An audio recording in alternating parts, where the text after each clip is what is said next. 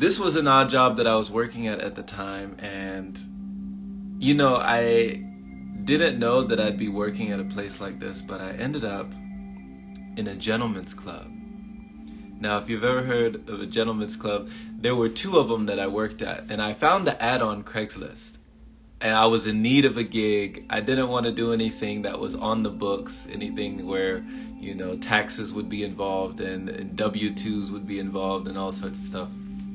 So I did a gig on Craigslist, and that was just straight cash. And this was getting tips as a restroom attendant. Now, if you've ever heard of a bathroom attendant, these are the people that in strip clubs, or gentlemen's clubs as they might say, will be in the bathroom. Like, you walk in the bathroom and somebody's in there and they're like, hey, how's it going today? How's everything going out there? Is everything all right? Everything good? And, you're talking to some guy and you're using the restroom, and, once you go to the sink, they turn on the sink for you, they squirt the soap in your hand, and then they give you a towel to wipe your hands off, and then you give them a tip, and they might have some mints, and they might have some mouthwash, they might have some deodorant, and they might have some spray or some cologne for you to go back out there, right? Well, that was me. I was the guy that was in the restroom talking to all these guys coming from the strip club. So they'd be up there with the dancers, they'd be spending money with the dancers, they'd be at the bar with the bartenders, they'd be getting drinks, and then they'd come to the restroom and they'd have conversations, and, they'd do deals, and they'd, go outside and they'd smoke, and they'd come in, and, I had the place with incense, and I had, different things going on, and just whatever you need, I take care of you, let me know what you need, anything you need, right? And I met some of the most interesting characters at these strip clubs. Now, I worked at two of them. One of them was called Sugars, and the other one was called Perfect 10. So I worked at Perfect 10 and I worked at Sugars, and I only worked during the day shift. But you couldn't even tell, because if you went inside the club, it was like nighttime during the day. So my shift was from 12 o'clock, so noon, all the way to 7 o'clock. And then it would be taken over by another gentleman that would come in and switch out. But during the day, it looked like nighttime inside the club. It was all blacked out. All the windows were blacked out on the outside. You couldn't see anything. And then when you went in, it just completely was a whole different atmosphere. And it felt like nighttime during the day. So I would just come in. I would check in, with the bouncers. I would, dap everybody up. Hey, everybody doing good? Everybody good? All right, cool. Another day of life, Hey, how's it going? How you doing? How's the dogs? All right, cool. Then I'd go to the restroom. I'd get the Fabuloso. I'd dump it in the mop bucket. Mop and wipe the restroom down. Clean out the stalls. Clean everything. Make sure everything's clean. Then I would bust open this lock bucket with all the deodorants and all the Listerine and the mouthwash and all the, all the stuff for the gentlemen, right? And I was responsible for buying the peppermints and the candies and the Jolly Ranchers and the Lifesavers for them, right? And they were responsible, the boss that I had, he had all the colognes and everything set up. So everything's set up, everything's ready for the people, right? And literally all I had to do was stand there. Like, some of them would be watching TV, some of them would be on their phone, but I literally spent all my time, if I wasn't engaging one of the customers, I was reading. The whole time I would be reading books all day long, from 12 o'clock to 7 o'clock, reading books in this strip club. While the men are out there with the dancers, they're coming in and out of the restroom. As soon as they come in, I fold my book, I put my book to the side, wait till they get done using the restroom. They come to the sink. I say, how's it going today? You doing all right today? Hey, they treating you all right out there? Then I would turn on the sink for them to wash their hands, squirt some soap in their hand, right? Easy. And then I'd give them a paper towel. And when they tip me, they'd leave, and I'd just be folding paper towels waiting for the next guy. And that was my job, literally. Standing there all day doing that. And so the characters that I would meet people who were like MDs, people with doctorate degrees, people with master degrees. I met doctors. I met psychiatrists. I met even nurses, I met people who were in their scrubs coming from the hospital to the job, right? From their job straight to the club, with these dancers to spend their money that they just earned at the hospital inside the nightclub, right? Right? Throwing money, making it rain, living out their fantasy.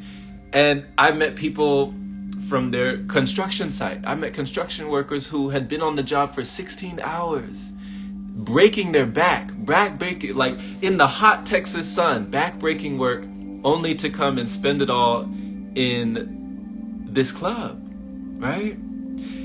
Do you know how many people were married and had kids? Wedding rings, right? Some people would take off their wedding rings, some people would leave them on. So many people with women, children at home, their wives at home, and they would come in the restroom. They'd be like, give me that cologne. Yeah, give me that Jimmy Choo. No, give me that Dolce. No, give me that Mercedes Benz. Let me get that one. Squirt it on me real quick. I gotta get this off of me. They would be washing their hands, washing their face, trying to get glitter off of them, trying to get the smell off of them, trying to get lipstick off of them, trying to get any evidence before they go back home. My wife can't know. My wife can't know. Nah, like all of this stuff. So many people.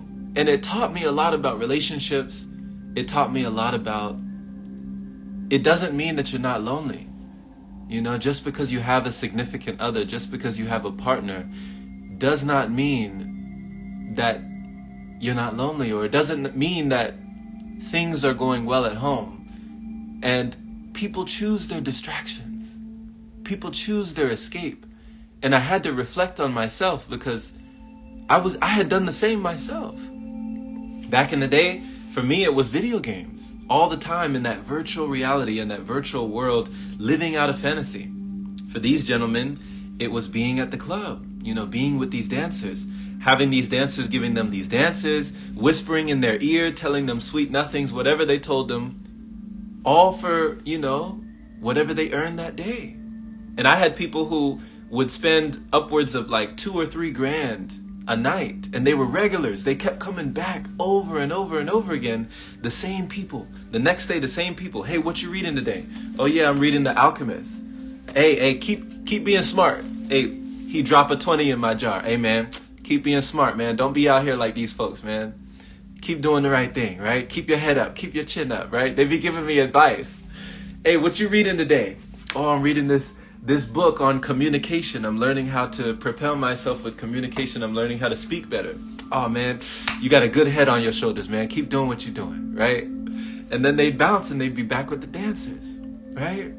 So it taught me a lot about, also with different addictions. People would be in there, of course, drinking alcohol, but then there'd also be people doing cocaine, and that became a regular thing. I would see all the little baggies in the stalls. When I cleaned up the restrooms, I would see the little baggies. And it got to the point that they were so cool with me, they started doing it in front of me. I would be, ripping off the towels and folding the towels, waiting for the next gentleman. They'd be sniffing cocaine, and they'd be looking at me and like, yo, you want some? I'm good. I'm like, nah, I'm good. Appreciate that, right? I'd be like, thank you, but no thank you. I think I'm good. And so they were taking themselves up and bringing themselves down, and just on a roller coaster all around. And it was just a constant motion of energy, an ocean of energy, in and out that restroom, in and out the bathroom stall, right? I remember there would be gentlemen that, that I would just listen to them, and I would realize that all they wanted deep down was somebody to hear them out. And it didn't matter who. Sometimes it was the dancers, and sometimes it was me. They had a story to tell. They had something on their heart, something on their chest that they had to get off, and they felt like their voices were unheard. So I was that person to just have a listening ear, same as when I was driving for Lyft. So these guys would be emptying their hearts, emptying their souls out to me, and telling me things that they might not have even told their significant other.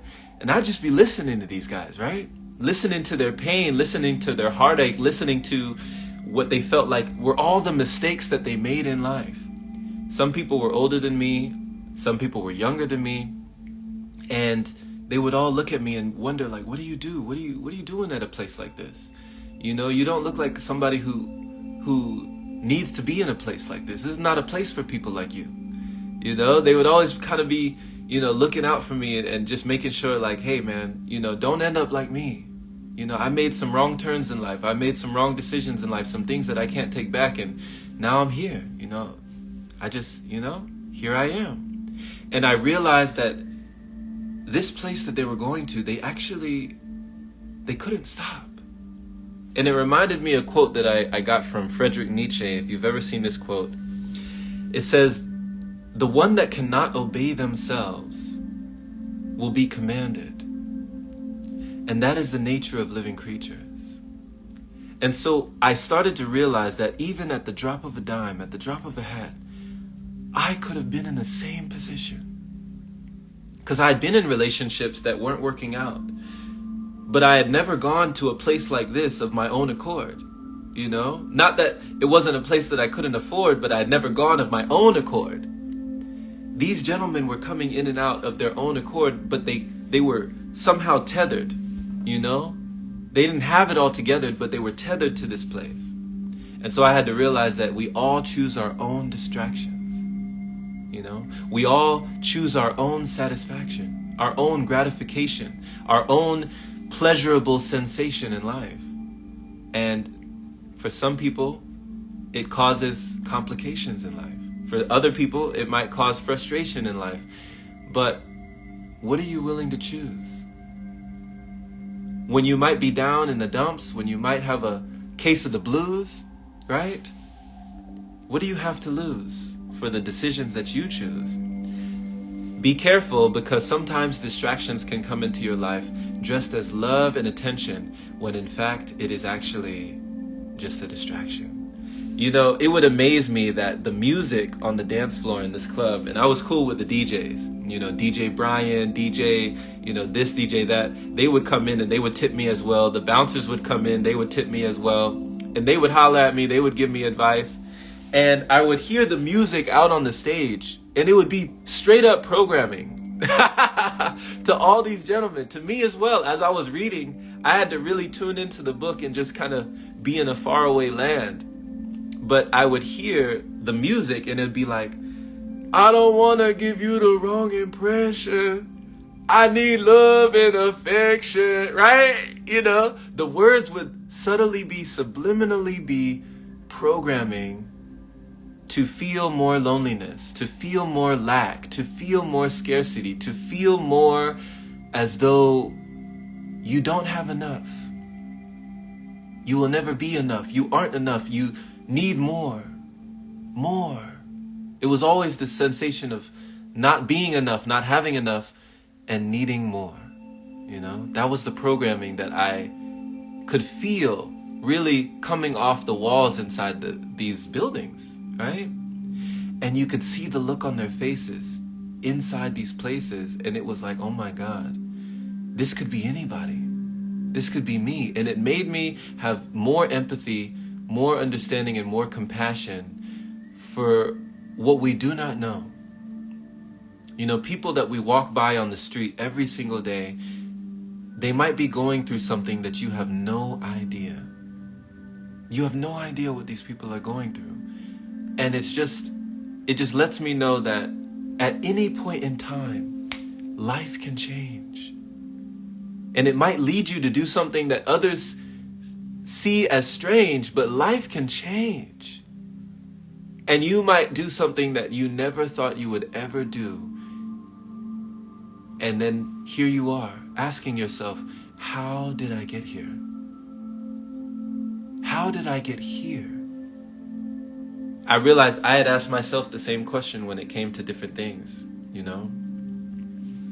So another thing that I realized was not only the escape, not only the decisions that we always make, not only our participation, not only all this stuff, but this was really enlightening. But it was also letting me know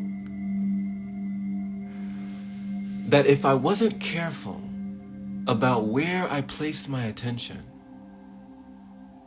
that this could be me, right? Have you ever had a feeling that for yourself was so revealing that if you continued to conceal the things that were deep, deep down, the traumas that you didn't allow to come to the surface, that you might not have felt like you had been in service, or even felt like your life had purpose, or even felt that you were worth it. You know, a lot of people feel like their lives are worthless. That you might end up somewhere that you never wanted to be.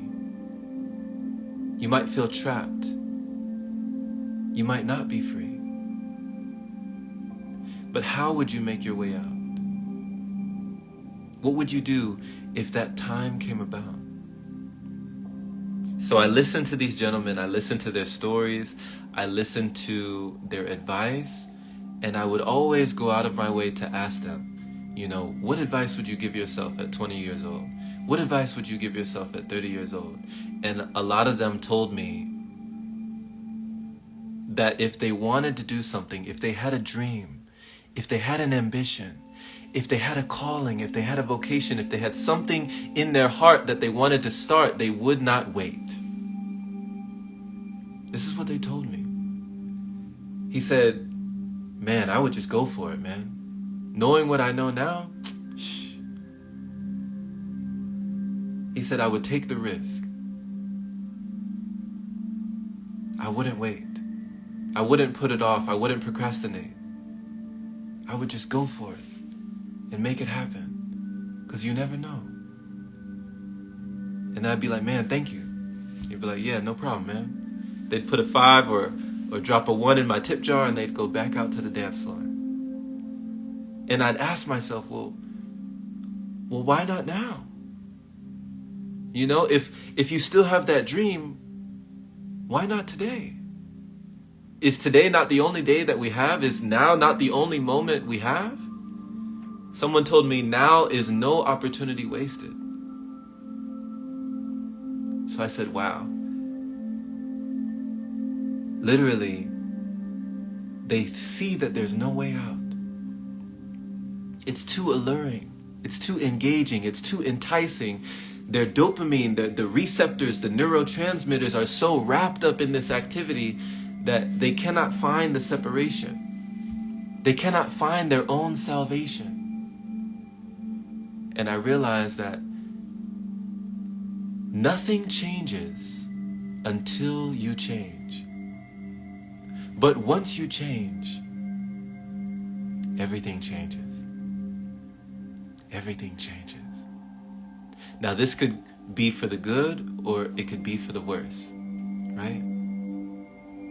But everything changes. So I continue to read, right? I continue to saturate my mind with books like Paulo Coelho, The Alchemist, right? And I would go on adventures in this bathroom, in this restroom. I would be on journeys, traveling far and wide. I remember reading the autobiography of Malcolm X. He got his education in prison, behind bars. He was reading books. You know, when he came out, he was so literate, right? He could talk circles around people, but he learned it in prison. In prison is when the energy had risen. Behind bars, he realized that he could go so far. So it is all about the mind. But if we never take the time, we never truly find, and we never see the signs. And we might feel constantly that we are misaligned, right? That we're not in alignment, or that we missed out on the assignment, or that we got left behind in life. But it doesn't have to be you. And that's why I'm giving you this message tonight, because it's all about what you do. Sometimes we have to grow through what we go through. But whatever you go through, whatever you grow through, make sure that you realize there's always more. Only you can determine what you are worth in life. You see this? these $2 bills, right? One of the gentlemen, they used to always give me $2 bills. And that's all he had was $2 bills. He would get them from the bank. He would have golden dollars, the coins, and he would have $2 bills. And that's all he would give me, right? Now, you see this $2 bill is worth $2. And somebody could say, okay, yeah, it's worth $2. Yeah, you give me that, it's $2. You can go to this, the gas station and you can buy, a lollipop for $2. Or you could buy a soda for $2, right? But guess what? Even if you say this is worth $2, if I crumple this up right now,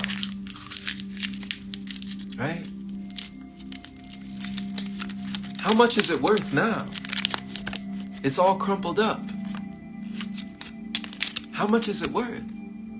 Well, you might say, oh, well, it's still a $2 bill. It's still worth $2, right? Well, why? Why is it still worth that? Because somebody said so. So no matter what people think that you're worth, no matter what the world says that you're worth, no matter what people think that you have to offer, only you have the final say. Only you can tell yourself, I am worth more. I am not worth less. So be my guest. Let yourself know every day. Do mirror work. That's one of the most powerful things you can do. When I was in these restrooms, there'd be mirrors all around me, and I would see myself all day long in the mirror. And I would look at myself in the eyes. I said, Jerome, you're amazing. Jerome, you are astounding. Jerome, the energy is compounding. Jerome, what you are doing is amounting to something. Jerome, you are amazing. The energy is raising. Jerome, you are a king. Jerome, you are effortlessly accomplishing your goals, accomplishing your dreams. Jerome, you are taking yourself far away from places. Like, Jerome, you are elevating. Jerome, you are escalating. Jerome, you are empowering, you are encouraging, you are using your voice to show people that it can be done. Show people that the impossible is only means that I'm possible, right? The word impossible says I'm possible. Jerome, you are proving it not only to yourself, but to everyone else.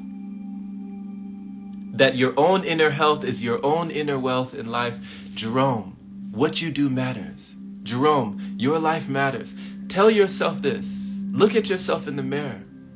Say, I am a king. I am a queen. I am a goddess. I am a god. I am doing these things right now, and it's going to pay off, right? I am not doing this in vain. I don't have to wallow in guilt. I don't have to wallow in shame. I don't have to play the blame game, right? I can keep rising higher. Inspire your own inner fire.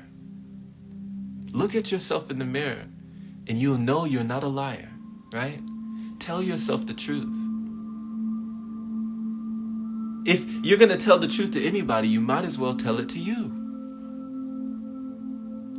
Because you have to live with yourself for the rest of your life. And when you finally realize this, you might not think twice. You might actually realize that one life could suffice. You know what they say, my friend? There's a saying that says, we each have two lives. And our second life begins when we realize we only have one. You know, at certain junctions in our journey, some people might be led by inspiration or desperation. You might be inspired. You might find a moment, an epiphany, a sudden realization, a moment of clarity. It might occur to you, this is it. This is all I've got, right? How will you operate with that knowledge? How will you maneuver with that message? How will you wander through life with the wisdom that this is it? And whatever I do, with this day, for this is the first day of the rest of my life. This day, today, even if you're watching this on the replay, this day, today, is the only day that matters. Because it's the only day that actually exists. No matter how far we go, no matter how much we persist, as long as you exist, there is hope. And my friend, this is no joke, right?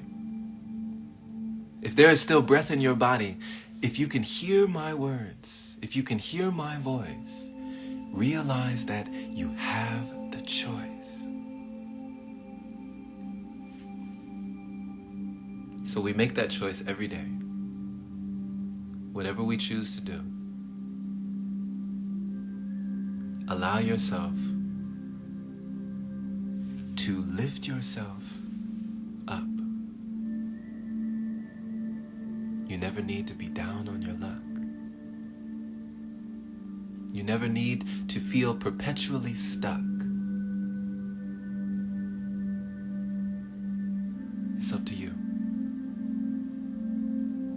So thank you, my friend. Much love once again. Thank you for listening. Yes, Nabiha says, it's only today. Blessings, Nabiha. Nabiha always coming with the message. She giving us some wonderful, timely reminders, right? We're so blessed to have found her. Kitten Monk, shout out to Danny Street. You are whole and complete. Much love to you. Danny says, inspire your own inner fire. Yes. Much love to you, Danny. Wanda, it does that to me. Thank you for your answer. Shout out, much love. Much love to you, my friends. Estar up in here. Estar, you know who you are. Shout out to Cosmic Carly, Julissa, Arlene, Alex, Wanda, Divine God, Goddess 222. That's my cue. 222, that's my cue. Great to see you. Antonor Miriam, shout out to Miriam in the building. Ronald Harold Jr., thank you for joining. Ronald Herod Jr., thank you for joining. Christian Deuce, appreciate you. Wanda asked, do you do live open mic events, motivational speaking? Much love. I used to do a lot of open mics back in the day. Open mics when I was doing stand-up. Those were years ago. But yes, you know, we're speaking, we're teaching, we're reaching. I'm using my voice. That is actually a big affirmation that I told myself so many times, that I wanted to use my voice in this way. So that's what I use for the podcast as well. The open palm, if you have never heard that one. Great observation, says Nabiha. We all chose our own distractions. Yes, you know, we choose our distractions for our own satisfaction, you know, and distraction it could be the opposite attraction in whatever direction you are headed. But don't you forget it. And don't you regret it. Cosmic Carly says, I love hearing your stories. Much love.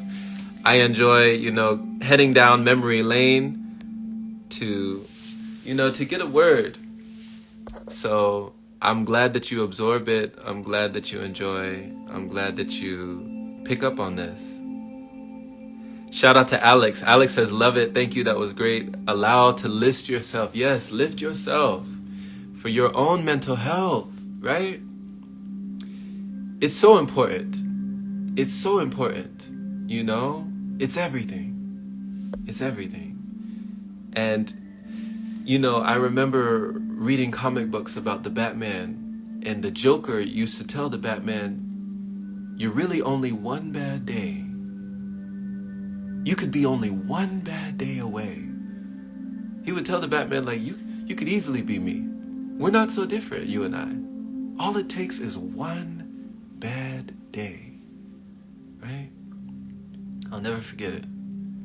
You know, you hear about somebody who, I mean, in that strip club, I met doctors. I'm telling you, I met people from all walks of life. You would never expect them to be in there. People with wives, you know? Men with whole families at home waiting on them, right? They go straight from work, straight to the club, spend all their money. And you would never know how they got there. They might never know how they got there, because they would come day after day after day. And I remember hearing a story where this college professor ended up on the street because he was riding a bicycle and his 3-year-old daughter was on the front of the bicycle.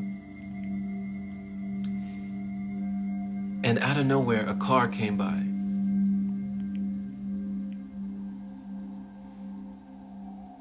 And the car came by,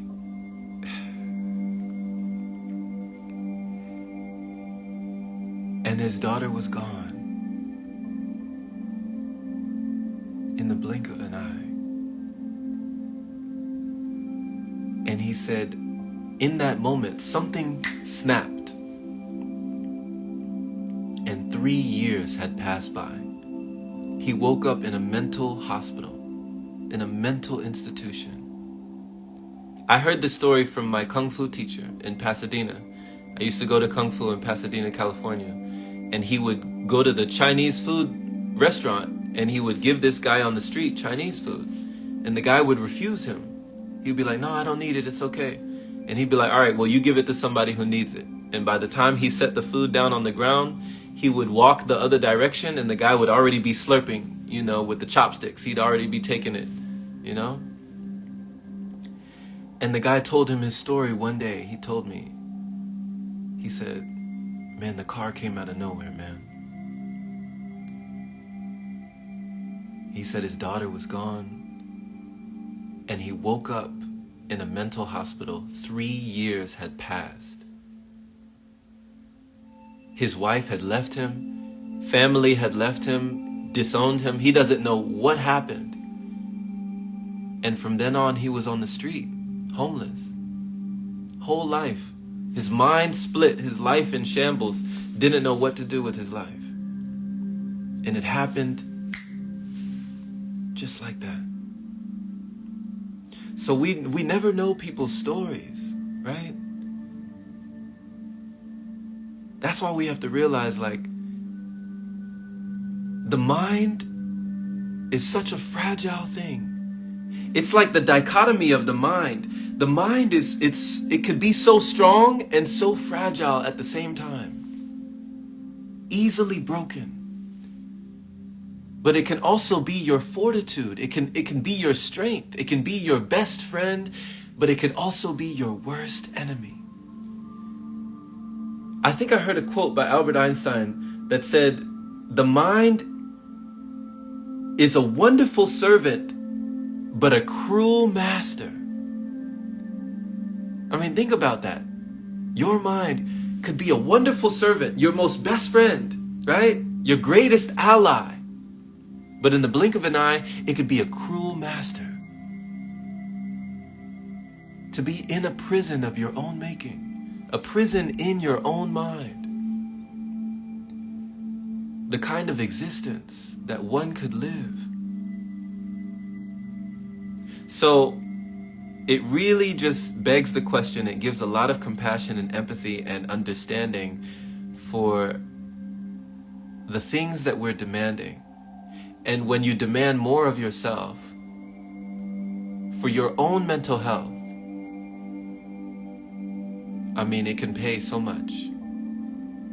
It can put you back in touch, you know?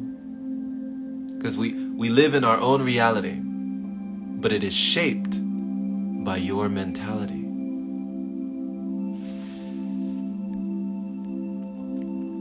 So yes, it was definitely heartbreaking when I heard that story as well. Shout out to Shanti. It's okay, already relating. Hey, blessings to you, my friend. Blessings to you, Carly said the open poem. Highly recommend. Thank you for tuning in to the podcast. Appreciate you. You know, this is why we're here. This is why we do it. They say, you know, your greatest vocation in life could be when your greatest gladness meets one of the world's greatest needs. And like one of my friends says, I don't know who needs to hear this. One of my good friends, Lamb, and my other good friend, Lamb's brother Jed. Shout out to Lamb and Jed Sanchez. He say, I don't know who needs to hear this, but somebody needs to hear this. So that's why I always encourage people, tell your story, speak your truth, right? Share something that you've gone through in life, because you don't need a certificate. You don't need qualification, right? You don't need a plaque on the wall for you to be certified to help someone else. If you've been able to lift yourself up in life, you are already qualified. And if you didn't know, now you know, right? Like my old professor used to say, if you don't believe me, please believe me, right?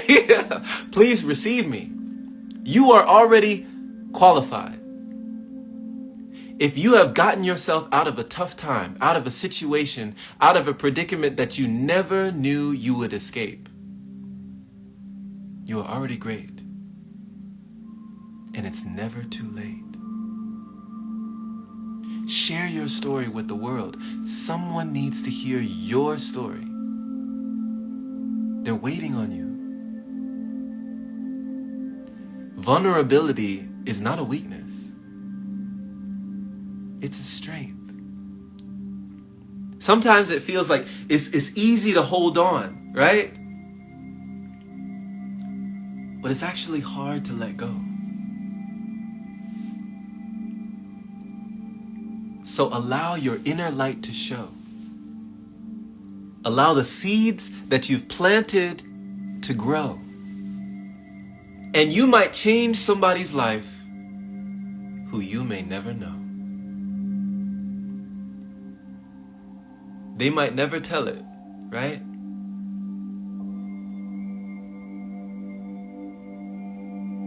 But just allow your life and your voice to be heard. Give somebody a smile or kind word. And you can do it at any time. Continue to let your light shine. Much love, my friend. Take care till the next time we meet again. And we'll catch you next time. For it is never the end.